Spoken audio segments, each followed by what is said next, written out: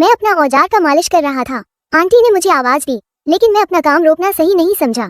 Hello दोस्तों, मेरा नाम है रवि। मैं 18 साल का हूँ। मैं बहुत हैंडसम हूँ। मेरे घर के बगल में एक आंटी रहती है जो बहुत सुंदर और जवान दिखती है।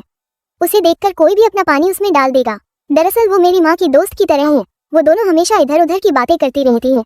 वो आंटी मेरा घर भी आती जाती रहती है।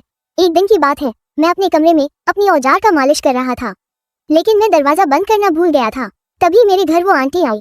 मेरी माँ घर में नहीं थी, वो कोई काम से बाहर गई थी। तो आंटी आवाज लगा रही थी, लेकिन मैं नहीं सुना। तो वो अंदर आई और मेरे दरवाजे से मुझे देखने लगी। मुझे लगा आंटी चली गई, तो मैं थोड़ी आवाज में मालिश करने लगा। तभी आंटी ने दरवाजे को ठोका। तभी मैंने देखा कि आंटी मुझे देख रही है। मैंने तुरंत कपड़े पहना और गुस्से से आंटी के पास गया। आंटी बोली, अपने कमरे में खिड़कियां बंद करके आराम से क्या कर रहा था? आंटी बोली, मैं सब देखी, तू क्या कर रहा था? मैंने कहा, मुझे क्या पता था कि आप कमरे में आ जाओगी। लेकिन आंटी बोली, ठीक है, कोई बात नहीं होता है। मैंने बोला, आंटी आपको पता है, जब कोई उस काम को करते हुए देख लेता है तो उसका मन भी वही सब करने को करने लगता है। आंटी बोली, तेरा दिमाग खराब है। इससे पहले कि आंटी और कुछ बोल पाती, मैं तुरंत वहां से भाग गया। वैसे भी मैं तो आंटी के साथ बहुत पहले से वो काम करना चाहता था, लेकिन हाँ, कहने की हिम्मत नहीं हो रही थी। एक दिन मम्मी ने मुझे आंटी के यहाँ से मेकअप के सामान लाने को भेजी, तो मैं चला गया। जैसे ही मैं घर के अंदर गया तो मुझे अजीब सी आवाजें सुनाई दे रहा था। तो मैंने देखा कि छत पर आंटी और अंकल काम कर रहे थे। मैं उन्हें कुछ देर खड़े होकर देखते रहा। मेरे सामने फेस टू फेस एग्जाम चल रही थी। मुझे अंकल और आंटी को देखकर बहुत मजा आ रहा था। अंकल जी सारी जान लगाकर काम कर रहे थे, तो मैं नहीं देखने का दिखावा करके आवाज लगाया, आंटी आंटी। वो दोनों घबराकर उठे और आंटी बोली, आ रही हूँ। कौन है? आंटी आए तो बोली, तुम यहाँ क्या कर रहे हो? तो मैं बोला, आंटी, माँ ने बोली कि आंटी के यहाँ से मेकअप के सामान लेकर आओ। वो बोली, अच्छा रुको, देती हूँ। आंटी ने सामान दिया और मैं घर जाने लगा। रास्ते में बार बार मुझे वही नजारा याद आ रहा था। मैं घर गया और माँ को सामान दिया।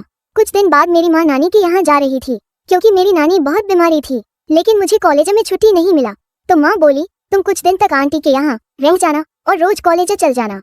माँ मुझे आंटी के घर ले गई। अंकल आंटी उस समय खाना खा रहे थे, तो माँ आंटी को बोली, मैं कुछ दिन के लिए माँ के यहाँ जा रही हूँ, वो बहुत बीमार है, तुम इसका ख्याल रखना। मुझे अंदर ही अंदर बहुत खुशी मिल रहा था। फिर माँ चली गई और मैं आंटी के साथ रहने लगा। एक दिन आंटी बीमार थी, तो मैंने उनका बहुत ख्याल रखा, क्योंकि अंकल ड्यूटी पर थे। उस दिन से आंटी मुझसे बहुत अच्छी से बात करने लगी थी और मेरे से मजाक मस्ती भी करने लगी थी। अब मुझे और मजा आने लगा था। आंटी की ऊंचाई और लंबाई बहुत ही अच्छी थी, आंखें और भरी भरी। जब एक बार मेरी तरफ देखती तो मेरा सीना चीर कर रख देती थी। अंकल हमारे घर से 50 किलोमीटर दूर से काम करके वापस आते थे। आते आते 11-12 रात हो जाता था। कभी कभी तो वो घर वापस नहीं आते और वहीं ठहर जाते थे, तो वो अब वहीं रहने का प्रबंध करने लगे। रोजाना आना जाना बहुत दूर पड़ जाता था। जब अंकल जी वापस नहीं आते तो आंटी अपने कमरे में अकेली रहती थी।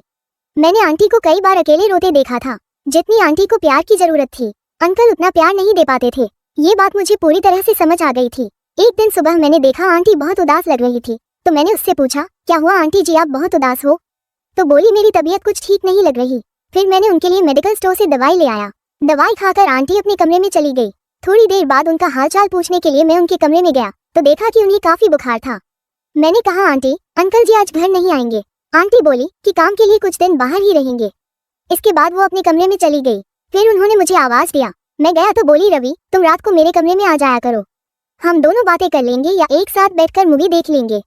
अकेले मेरा कमरे में जी नहीं लगता। मैंने अपने मन में सोचा, तो आंटी मुझे गिफ्ट दे रही है। हम आंटी से वो सब करना चाहता था, लेकिन डायरेक्ट कहने से डर लगता था। हम किसी भी तरह से आंटी को ये सब बात बताना चाहते थे, लेकिन आंटी को देखकर मेरा मन डर गया था। मैंने मोबाइल में वो वाली मूवी देखने लगा। वीडियो की आवाज पूरी कमरे में सुनाई दे रही थी। मैंने आवाज कम करके देखने लगा, लेकिन आंटी भी पीछे आकर वो फिल्म देख रही थी, लेकिन मुझे ये पता नहीं चला। मैंने मोबाइल से ध्यान हटाकर देखा तो पीछे खड़ी है। जल्दी जल्दी फिल्म बंद कर दिया और पूरी तरह घबरा गया। आंटी ने मेरा कान पकड़कर कहा, क्यों बंद कर दिया? मैंने थोड़ा हंसते हुए और थोड़ा घबराते हुए कहा कि डर लगता है जब कोई ये वीडियो देखते हुए पकड़ लेता है। तो आंटी बोली, अच्छा अब तुम्हें डर लगता है जब आंटी के कमरे में फिल्म देखी जा सकती है, तो तुम कहाँ से डर गए? मैंने कहा कि क्या बताऊँ आंटी, आपके कमरे में पता नहीं क्या है, और जब आना होता है तो मन मचलने लगता है। तभी आंटी का हाथ पकड़कर मैं बेड पर बैठ गया और कहा कि मैं आपसे एक बात कहना चाहता था, क्या तुम बुरा तो नहीं मानोगी? आंटी बोली, नहीं बोलो, जब तुम्हें पहली बार इस घर में देखा था तभी से मुझे तुम बहुत अच्छी लगती हो। आंटी बोली, अच्छा जी, तो फिर क्या करें? मैंने कहा कि मैं तुम्हारे साथ एक बार वो सब करना चाहता हूँ। आंटी बोली, रवि ये कैसे हो सकता है? अगर यह बात मेरे पति को पता लग गई तो वो मुझे नहीं छोड़ेंगे। मैंने कहा, आंटी हम उनसे छुपकर काम करेंगे। आंटी बोली, नहीं, मैं तुम्हारे साथ ये सब नहीं करूंगी। मैंने कहा, आंटी मैं तुमसे वादा करता हूँ कि हमारी बात तीसरे व्यक्ति को नहीं पता लगेगी। आंटी बोली, मैं तो तुम्हें आंटी लगती हूँ। मैंने कहा, तो क्या हुआ, हम कुछ गलत नहीं कर रहे हैं।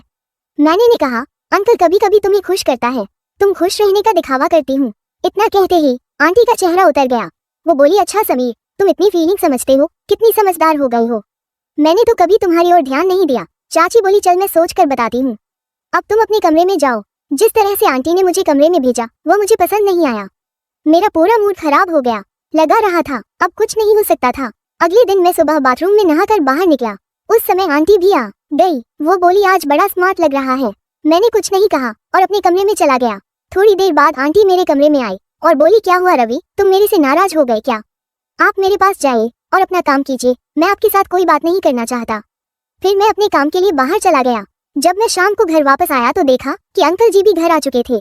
मेरा मूड और भी खराब हो गया। अब मेरा सपना सपना ही रह जाएगा। अंकल ने मुझे देखकर कहा, रवि कैसे हो? मैं बोला, ठीक हूँ। थोड़ी देर बाद, खाना खा लो रवि, आंटी बुलाई। फिर हम बैठकर खाना खाने लगे। मैं आंटी की ओर नजरें मार रहा था। आंटी मुझे देखकर मुस्कुराने लगी और चुप रहने का इशारा करने लगी। अंकल ने मुझसे पहले खाना खा लिए और फिर अपने कमरे में चले गए। मैं धीरे धीरे खाना खा रहा था। आंटी मेरे पास आकर बोली, क्या बात है रवि, तुम मुझसे नाराज हो?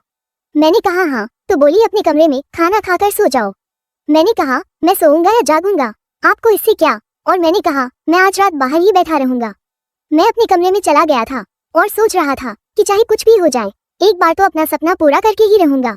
जब सब सो गए, मैंने अपने कमरे का दरवाजा जोर से खोला ताकि आंटी को पता लग जाए कि मैं बाहर जा रहा हूँ। फिर मैं बाहर चला गया। वहाँ 3 मिनट तक बैठा रहा।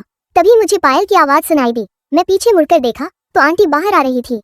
वो मेरे पास आकर बैठ गई और बोली, तू पागल हो गया है, इतनी रात को इधर बाहर क्या कर रहा है? मैंने कहा, मेरी मर्जी, मैं वही करूंगा जो चाहता हूँ, आप अंदर जाइए। आंटी ने मेरा हाथ पकड़कर अपने हाथों में लिया और बोली, रवि अंदर से तो मैं भी तेरे साथ हूँ, पर अभी हम वो काम नहीं करेंगे। ये हमारे दोनों के लिए ही अच्छा होगा, क्योंकि जो काम तू मेरे साथ करना चाहता है वो काम तू एक दिन जरूर करेगा, पर थोड़ा सा सब्र रखो। आंटी का बात मैं समझ गया। मैंने कहा, ठीक है। सुबह अंकल ने आंटी से कहा, मेरी बात ध्यान से सुनो, मैं कंपनी के काम से बाहर जा रहा हूँ, लगभग 5 महीने बाद ही वापस आऊंगा, तुम रवि का ध्यान रखना। आंटी बोली, ठीक है। अंकल बोले, 1 घंटे बाद मेरी ट्रेन है। मैं अंकल को स्टेशन छोड़ने चला गया। जब मैं घर वापस आया तो आंटी रो रही थी। मैंने, आंटी क्या हुआ, आप क्यों रो रही हो? तो आंटी बोली, तो क्या करूं, तेरा अंकल पहले भी कई दिनों बाद आता था और अब तो सीधा 5 महीने के लिए चला गया। ये कहकर और भी रोने लगी। मैंने आंटी को बिस्तर पर ले गया और बोला, कोई बात नहीं, अंकल को अपने काम के लिए जाना ही था और मैं तो हूँ आपके साथ आपका ख्याल रखने के लिए। ये कहते ही आंटी ने मुझे गले लगा लिया और बिना कुछ कहे आंटी ने मेरे साथ शुरुआत कर दी और पूरी तरह तैयार हो गई थी। उन्होंने बिना कुछ देखे सारा प्यार मुझे दे दिया। फिर मैंने भी पीछे नहीं हटा। अंकल आंटी को अधूरा छोड़ देते थे, आज वो कमी पूरी कर रहा था। मैंने सारी रात आंटी की पूरी सेवा की। रात के करीब 2 बजे तक खेला, फिर वहीं हम दोनों सो गए थे। सुबह आंटी के चेहरे से साफ पता चल रहा था कि आंटी वास्तव में खुश है। इसके बाद आंटी ने मेरा हाथ पकड़कर बोली, थैंक यू रवि कि वो खुशी तुमने मुझे दी है। मैं तो नहीं जानती थी कि तुम इतना तड़प रहे थे। मैंने कहा, आप तो मेरी बात ही नहीं मान रही थी। देखो आज आपके चेहरे की खुशी बता रही है कि आप अंदर से कितनी खुश हैं। इसके बाद आंटी ने मुझे गले लगाकर बोली, शुक्रिया। उस दिन के बाद से मैंने आंटी के कमरे में ही सोना शुरू कर दिया और हम दोनों रोजाना खुश रहने लगे।